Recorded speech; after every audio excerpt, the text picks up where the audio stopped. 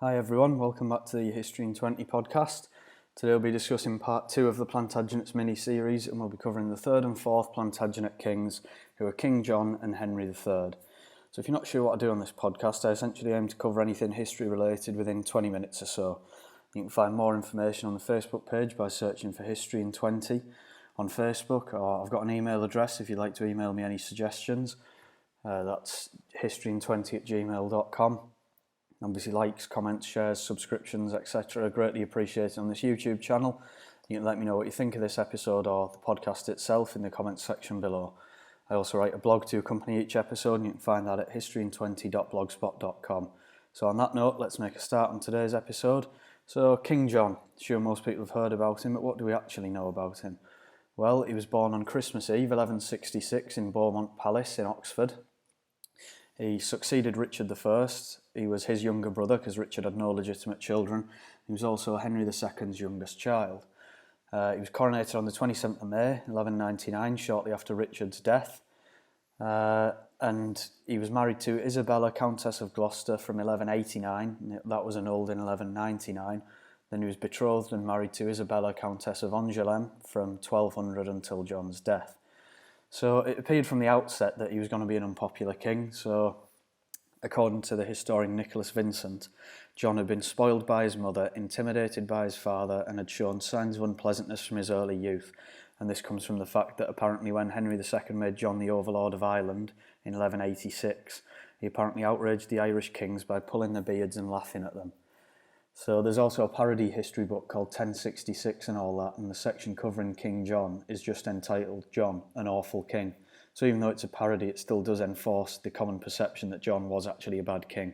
But obviously that's open to discussion and your own opinions, and might be able to shape that with this podcast.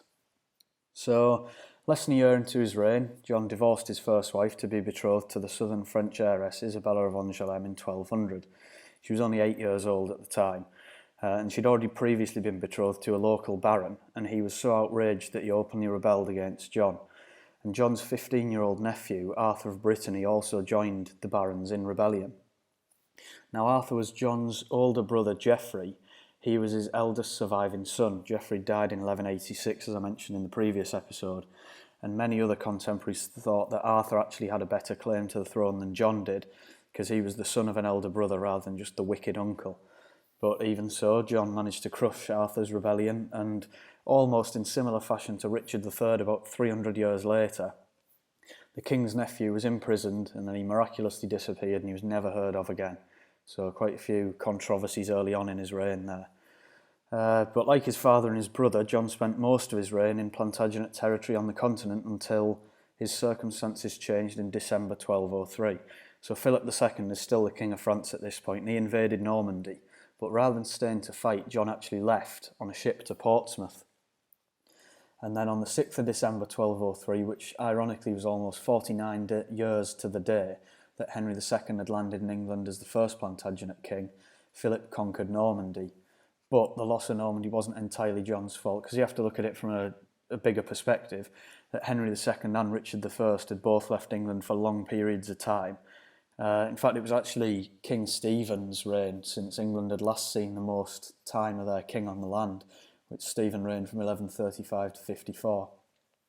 And Henry and Richard had also left huge financial dents in the crown. And this is probably the likely reason that John became an English king, because he was forced to spend his time in England building up resources to attempt to recover Normandy. So he was duty-bound to do this as King of England. And by 1204 it just got worse, because Philip had overrun Normandy, Anjou, Touraine, Maine and all of Poitou bar La Rochelle. And as the unfortunate circumstances would have it, Philip was now a much more formidable enemy than he had been in Richard's reign. So another problem with John is that he was notorious for arguing with the church. So in 1205 he clashed with one of the most formidable medieval popes of all time, Pope Innocent III, over an election over the seat of Canterbury. And in 1208, Innocent laid an interdict on England and Wales, and he demanded that all church services were to be suspended for 6 years. So David Starkey essentially describes this papal interdict as a clerical strike in which the clergy refused to say mass, bury corpses or marry couples. Papal relations just soured after that, and in 1209 he was excommunicated, but John was pretty clever about this, because initially he was unfazed from this because he'd already confiscated the church's estates, which had eased his financial problems somewhat. But then it was only 3 or 4 years before he was back asking for forgiveness.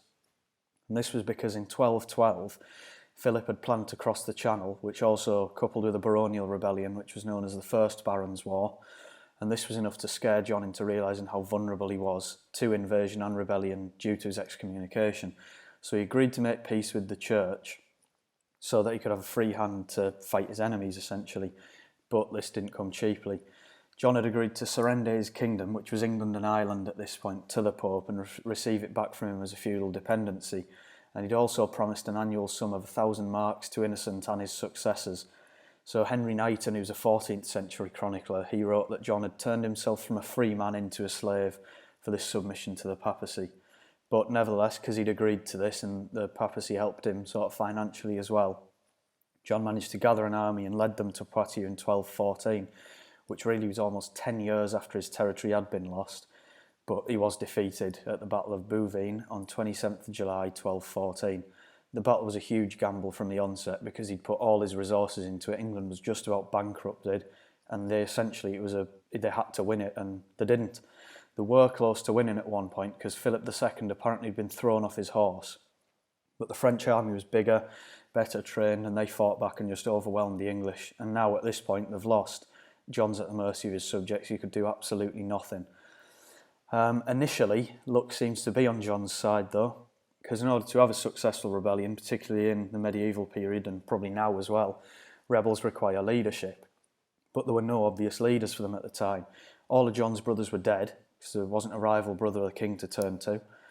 Prince Arthur had been, let's say, eliminated about 10 years before this, and Prince Louis, who was the son of Philip II, was a Capetian prince. He was from the Capet family in France, so he's hardly an attractive anti-king rebel leader, because he's going to be the king of France anyway. But instead, the rebels actually devised a new form of revolt, which was a programme of reform. So the rebels captured London and met John at a place near Windsor called Runnymede, and they presented him with this document, which is what John's most famously remembered for, and it's called Magna Carta. The document was, as the historians John Gillingham and Ralph Griffiths put it, a hostile commentary on some of the more objectionable features of the last 60 years of Plantagenet rule. Which, if you look at it, it essentially is. I know David Starkey's written a book on Magna Carta, and he has a transcribed version of it in there that might be of interest if anyone wants to look into that. So attempts to implement Magna Carta, which obviously was unacceptable to John because he's given away power to these barons from it. This led to further debates, quarrels and revisions of it, and John again appealed to Pope Innocent III, saying that he'd been forced to sign it, and actually amazingly Innocent actually agreed and declared Magna Carta null and void, and that was it from the barons' perspective.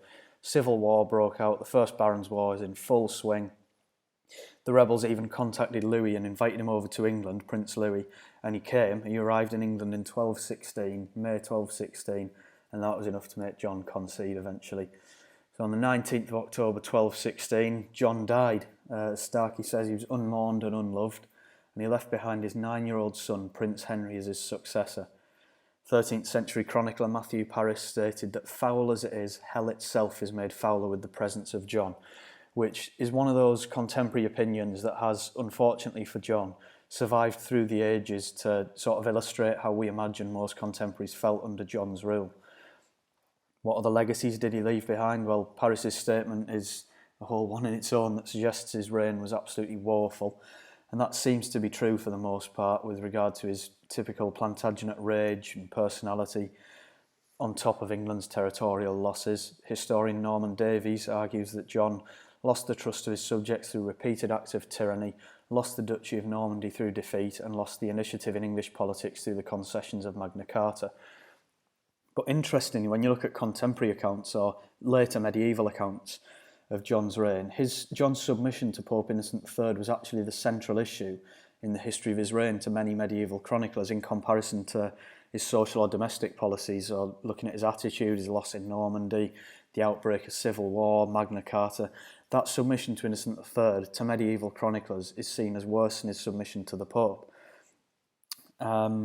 So, for example, in Thomas Gray's Scholar Chronica, which was written in the 14th century, the Eulogium Historiarum, and even in John Capgrave's 15th century Chronicle of England, which obviously highlights the importance of religion to the chroniclers of this time.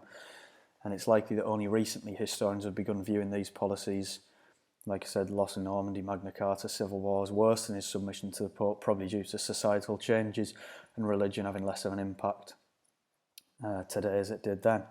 So it also didn't help John's cause that he came after a largely favoured and romanticised warrior king in Richard I, and a seemingly harmless king in Henry III, which makes him seem all the more unsuccessful, selfish and evil. But as ever with Plantagenet kings, nothing is as easy as it seems, and that is definitely the case for Henry III, who's the next king.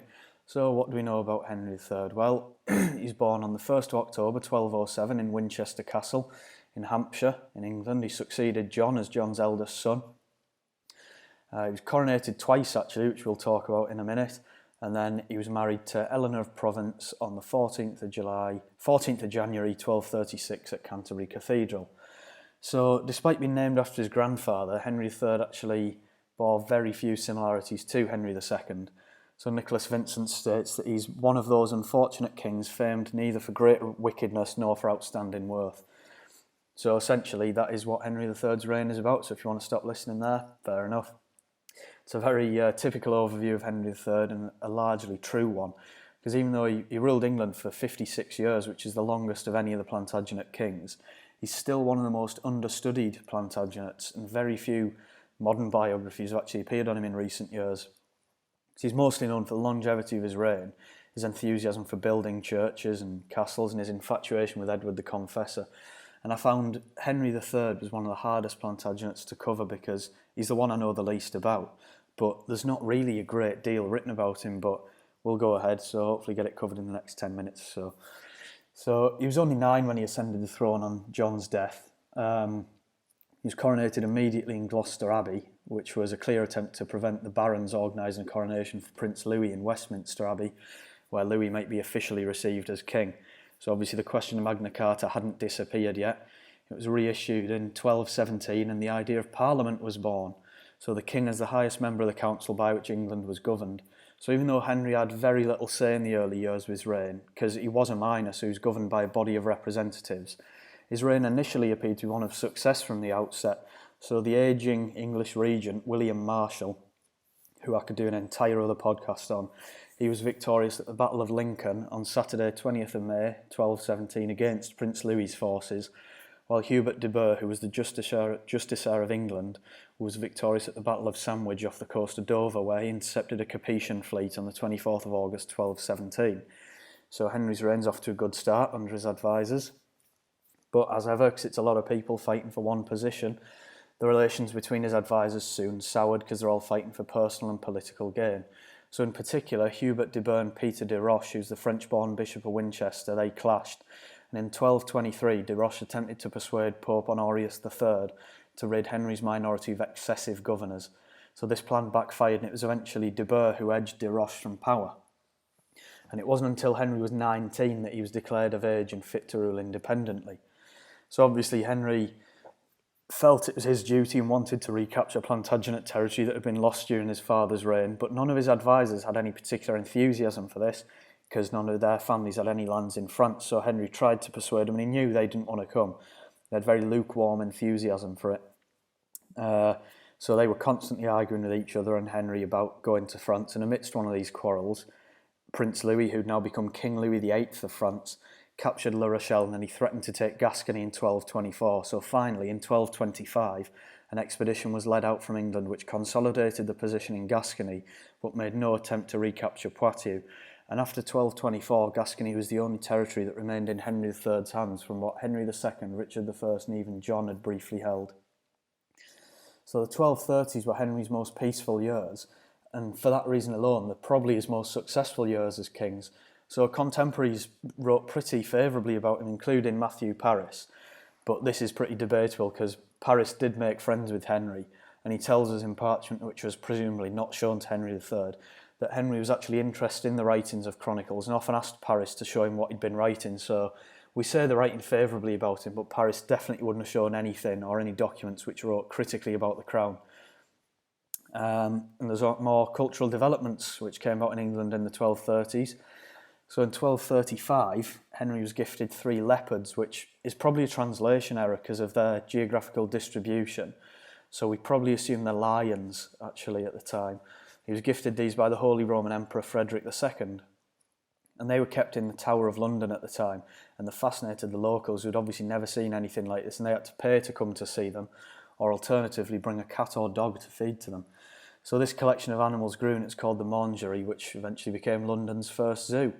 So King Haakon IV of Norway gifted Henry a magnificent white bear, which is obviously likely a polar bear, which is in 1252. That was kept in a big metal chain and collar, and it was actually allowed to swim and hunt for fish in the River Thames. And then Louis IX of France gave him an African elephant in 1255. So I thought that was just a little interesting side note that Henry III is responsible for London's first zoo. I'd actually like to know who put the collar on the polar bear, because that would have been a pretty difficult task, wouldn't it? But without anaesthetic. But the onset of the 1240s brings about a different tone in Henry's reign. So the construction of Westminster Abbey had begun in 1245, and it almost bankrupted Henry. It wasn't to be complete for another 25 years. But due to Magna Carta, the barons began to have more of an influence in these years. But things again took a turn for the worse when Henry invited his half-siblings over from France in 1247. So the Licinians, which are Henry's half-siblings and their families from his mother's previous marriage, they automatically assumed positions of political importance, much to the barons' distaste. So the barons didn't appreciate that foreigners could come and automatically assume governmental positions due to their social status. And they found themselves a leader to contest this notion in the form of another one of English history's most famous names, Simon de Montfort. So ironically, from the baron's perspective, de Montfort was a Frenchman. He'd been Earl of Leicester since 1231, and Henry made him his governor of Gascony. He married Eleanor, Henry's youngest sister, in 1238, and Henry actually admired de Montfort, but the feeling wasn't mutual. De Montfort felt that Henry was dispensable while he was not. And in 1252, their relationship collapsed when Henry sacked de Montfort from his position in Gascony. It was a grave tactical error on Henry's behalf, because de Montfort inadvertently became the ideal leader figure for the barons, who were still annoyed that the Licinians were in high positions of power. So de Montfort became an ideal leader figure for them. And Henry had also, in 1252 to 54, Pope Innocent IV had offered Henry the kingdom of Sicily, so Henry accepted on his second son, Edmund's behalf in 1254. But Sicily was already held by Manfred, an illegitimate son of Frederick II, the Holy Roman Emperor, and Henry agreed to finance the conquest of Sicily and pay off the Pope's debts, which was 135,000 marks. At this point, the barons had had enough. They took the governmental power out of Henry's hands, and it resulted in another far-reaching programme of reform. So firstly, the provisions of Oxford in October 1258 asserted the authority of the barons' representation in the king's government, and also demonstrated the barons' ability to press their concerns in opposition to the monarchy. The next year, the provisions of Westminster in October 1259 reinforced the earlier provisions, as well as further in taxation reforms. So Henry was outraged that power had been taken out of an adult king's hands. It had been taken out of his hands when he was a boy, and England teetered on the brink of civil war. This culminated in the period known as the Second Barons' War, which was from 1264 to 67. So de Montfort led the rebels against Henry. Fortunately for the rebels, and unfortunately for Henry, Simon de Montfort had been a crusader, and he crushed Henry's forces at the Battle of Lewes on the 14th of May 1264. So Prince Edward, Henry's eldest son, he fought valiantly and he won his area of the battle, but de Montfort's forces were too well organised and defeated Henry's army. So Prince Edward escaped from captivity at Lewes, and he raised another force over the course of a year, and 15 months later the two forces met again at the Battle of Evesham on the 4th of August 1265, and this time Edward was successful. It was a great example of his leadership, which was to come in his reign later on. Because not only did his army defeat de Montfort's army, but importantly for them, Simon de Montfort was killed and dismembered on the battlefield. So despite the threat of de Montfort being no more, after 1265, the civil war still lingered on until 1267, until the final pockets of resistance were picked out. And the Statute of Marlborough, passed in 1267, effectively ended the Second Barons' War, just like the 50 years ago, how the 1217 signing of Magna Carta had ended the First Barons' War, and it brought civil war in England to an end as well. So some contemporaries have actually compared Simon de Montfort to Thomas Becket, but that's quite a bold claim, and we could talk about that in another podcast.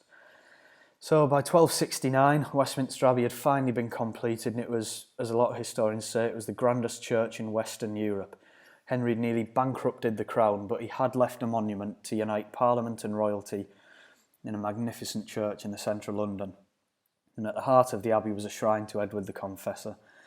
So Henry III died in Westminster on the 16th of November 1272, aged 65. His 56-year reign had seen 2 civil wars, but it also seen the building of Westminster Abbey. It's seen further taxation and baronial reforms, and even the introduction of exotic animals to England, and a fairly agreeable middle ground between the King and Parliament. So, although Parliament did plague monarchs for the majority of English history, Henry III shouldn't be seen as a boring king just because he wasn't a warrior or involved in huge controversies. So Henry's eldest son, Edward, succeeded him and started the Edwardian period of the Middle Ages, Edward I, II and III, a period which brought about changes in warfare, politics and domestic policy that had never been seen before. And Plantagenet focus also shifted from France to Scotland, and a war on the northern frontiers of the Plantagenet Empire erupted, but we'll have more of that next time. So thanks for listening again. Really appreciate your support and tuning in and stuff, and hopefully the next one will be up next week. Thanks very much. See you next time.